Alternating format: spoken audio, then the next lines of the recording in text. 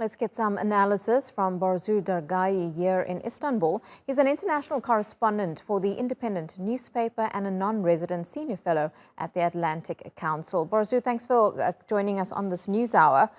So Al Sudani now has 30 days to form this new government. Do you think he's going to be able to do what his predecessors have failed to do so in the last 12 months? Yeah, I mean, I think that he'll probably form a government. I don't think it'll matter a lot. I just think that he like your reporter was saying and the analysts were saying, he doesn't really have a political base. This is not a someone who's a popular politician who can rally people and so on.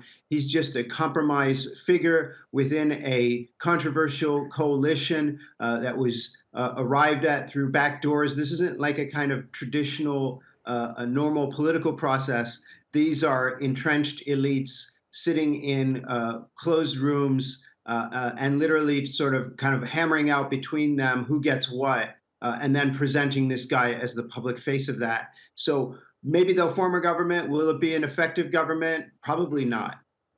Well, how do you think supporters of Shia cleric Muqtada Al-sadr are going to react to all of this? Because over the last few months, they've been the ones that have been holding protests in Baghdad.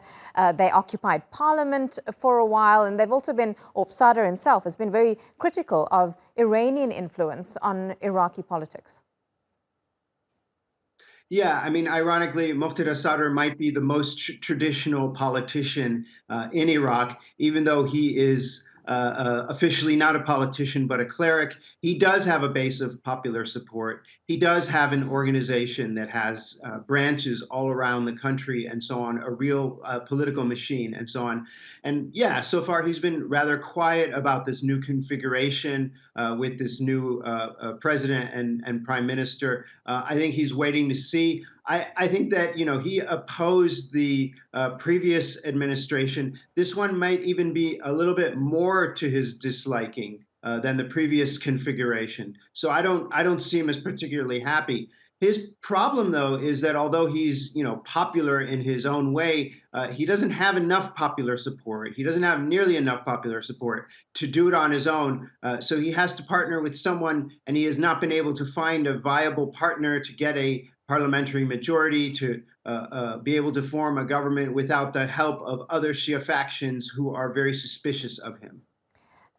Borzou, it really feels then at this point that Iraq, a country in crisis, none of these leaders are doing any sort of service then to the people of the country, who are the ones ultimately having to bear the brunt of political mismanagement, corruption, and years of something that just hasn't worked out to benefit people who are really in a dire situation.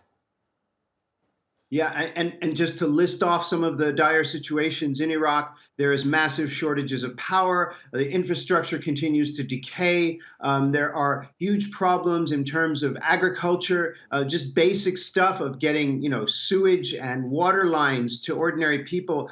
This stuff has fallen way behind. Meanwhile, you have an entrenched political class that is busy fighting amongst itself, trying to reap whatever benefits it can. Often they take the money that they can get and squirrel it away abroad. This is not a very commendable political class, yet it's very hard to dislodge them, even though Iraq has had election after election.